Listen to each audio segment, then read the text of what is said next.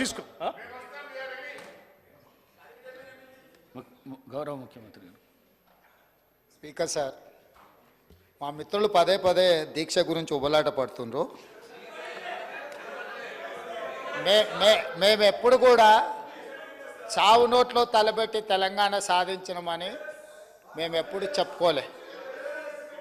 24 గంటలు తిరగకంటే ముందే నిమ్మకాయ రసం దాగి మేము నిమ్స్ హాస్పిటల్లో ఎక్కించుకొని మేము ఎప్పుడు దీక్షలు చేసి చావు నోట్లో తలబెట్టినమని అబద్ధాలు చెప్పలే. రెండవది, 100 రూపాయలు పెట్టి పెట్రోల్ కొనుక్కున్నాం కానీ 10 పైసలు పెట్టి అగ్గిపెట్టే కొనుక్కోక డ్రామా చేయడం ద్వారా శ్రీకాంతాచార్యని, ఓ ఈశాన్ రెడ్డిని, ఓ యాదయ్యను మేము బలి కొనలే.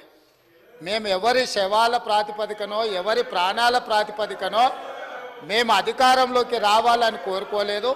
కోల్పోయిన అధికారాన్ని మళ్ళీ ఇతర ప్రాణాలను బలిచ్చి కుర్చీలో కూర్చోవాలని అనుకోవడం లేదు. అయితే తెలంగాణ రాష్ట్ర విశాల ప్రయోజనాల దృష్ట్యా అక్కడ కల్వకుంట్ల తారక రామారావు గారు, ఇక్కడ తన్నీర్ హరీష్ రావు గారు దీక్ష గురించి ప్రతిపాదించారు.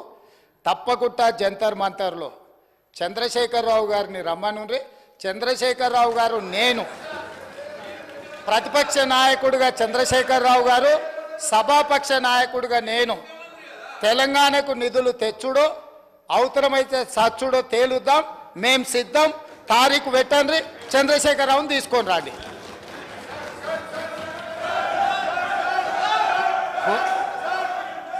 కోనమనేని సాంబశివరావు.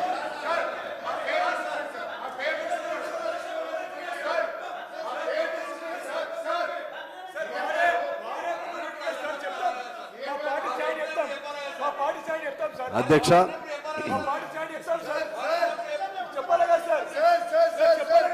Deputy CM